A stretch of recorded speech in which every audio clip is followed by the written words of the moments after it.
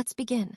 I'm Ismael Gomez, coach, writer, and speaker, and today I'm excited to share insights on recognizing red flags in men's words.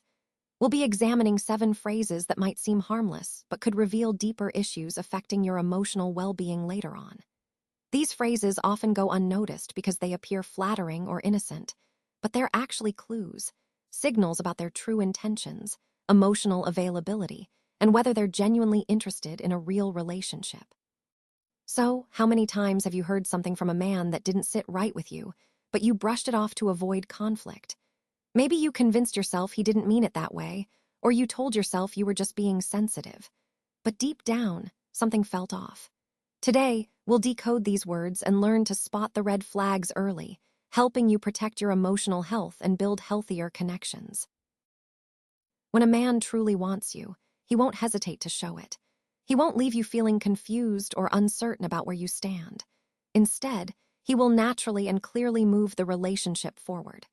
Most men don't say this stuff directly because they're worried about hurting your feelings or seeming like the bad guy. Some might keep things vague intentionally, just enough to keep you around without really giving anything meaningful. What this really boils down to is simple. If he doesn't want to commit, he's not going to do so. You might hear things like, "I like you, but I'm focused on my career," or "I like you, but I'm not ready for anything serious." But honestly, whatever follows those statements doesn't matter because the truth has already been spoken. It's in the words, "I like you, but..." That phrase tells you everything you need to know. If he's not willing to fully commit, it's because he simply doesn't like you enough to do so right now. Recognizing this pattern helps you understand where you stand, and it's a key part of the overall message about understanding men's intentions in relationships. Don't let yourself be the woman left waiting. There is always a woman he texts first. A woman he doesn't hesitate to call. A woman who doesn't have to chase him. Even men who dislike texting will check in, send small messages, and find ways to stay connected, because connection matters to them. But here's the uncomfortable truth. Men always make time for the woman they truly want. He claims he forgets to text back or doesn't like talking on the phone. You don't want to seem needy, so you give him the benefit of the doubt. Every woman has heard this one before. "I'm just bad at texting." And here's what's really happening. It's a way to justify not putting in effort. It's a way to protect his ego. But the reality is, if he truly cares, he'll find a way to stay connected. So don't buy into the excuse. Because, at the end of the day, consistent communication shows where his priorities really lie. A real connection, whether it's romantic or emotional, takes time, consistency, and depth. It's not something that develops overnight through just flattery or superficial gestures. Building that genuine bond requires effort and patience. One key strategy is to lock in your vulnerability early. When you open up and share your true self, it helps create a sense of trust and intimacy. This can make your partner feel truly special, and in turn, it can help accelerate emotional closeness. But here's the important part to remember. This approach is about genuine connection, not manipulation. When someone says, "He doesn't know you well enough to make that assessment," it's a reminder that true understanding takes time. Now, phrases like, "I've never met anyone like you," might sound romantic or even magical. But if you hear that after just a few dates or a couple of weeks, it's often a red flag. It's probably love bombing, an attempt to quickly create a false sense of intimacy. So always be cautious with phrases that seem overly intense early on. True love and authentic connection develop gradually, not through quick flattery or exaggerated statements. So if he hasn't changed in the past, what makes you think he'll suddenly change for you? That's a really important question to ask. Many people often fail to take responsibility for their patterns. Instead, they might say things like, "All my exes were crazy," or "I've just had bad luck with women." Men who repeatedly make these kinds of excuses, if he has never had a healthy relationship, likely have a reason for that. And often, that reason is him. It's a red flag because it suggests he hasn't learned or grown from past experiences. At first glance, claiming, "I've never had a healthy relationship before" might sound like honesty or even a sign of growth, but it's crucial to look deeper. If someone keeps repeating the same patterns without change, it's not just about bad luck or circumstances. It's about their approach and responsibility toward relationships. Understanding this helps us see why it's so important to recognize these patterns early. It's not about judgment. It's about protecting your emotional well-being and making healthier choices. So, what we believe about ourselves and others has a powerful impact on how we behave. If you carry negative beliefs about men, for example, it can cause you to unintentionally sabotage a good relationship. The same is true for men who hold negative beliefs about women. They may struggle to build healthy, lasting partnerships.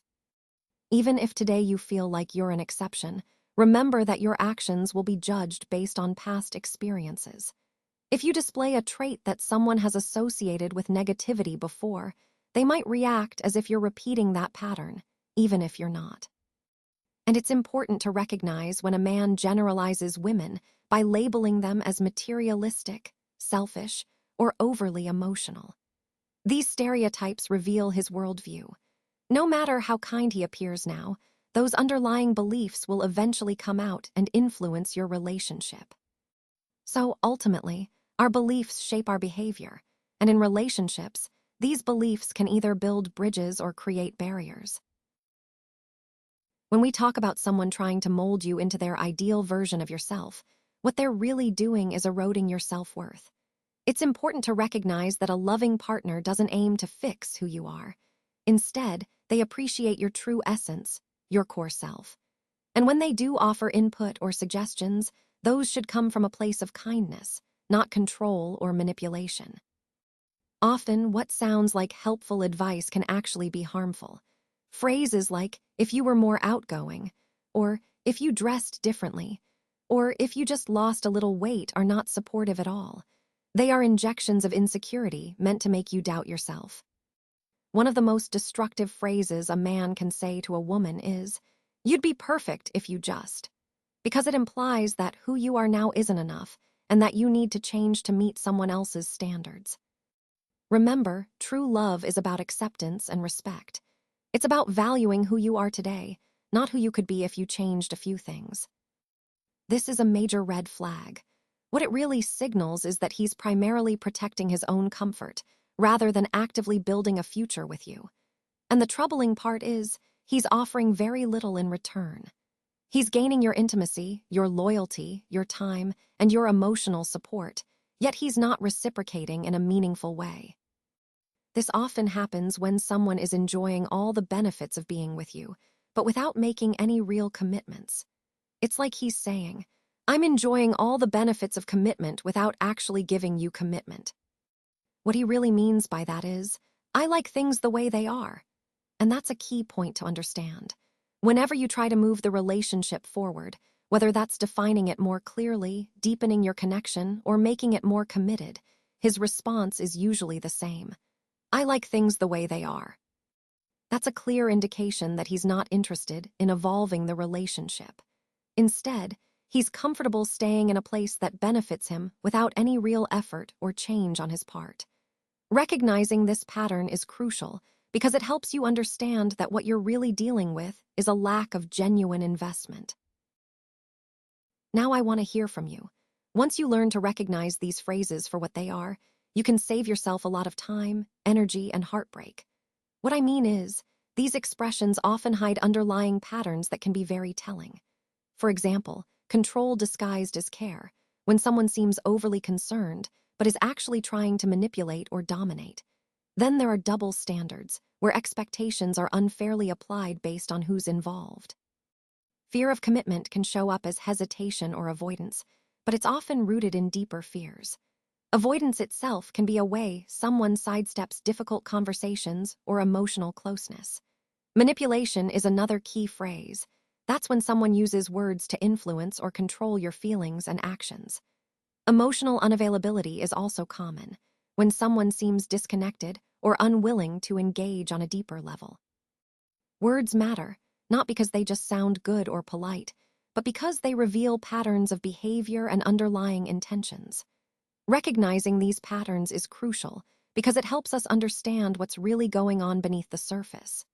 The bottom line is, being aware of these phrases and what they signify can empower you to make healthier choices and foster better relationships. And with that, I just want to wish you all a beautiful day. Remember, for your relationships to truly change, you have to be willing to change yourself first. Think about the red flags we discussed. Have you ever ignored any of these signs in past relationships?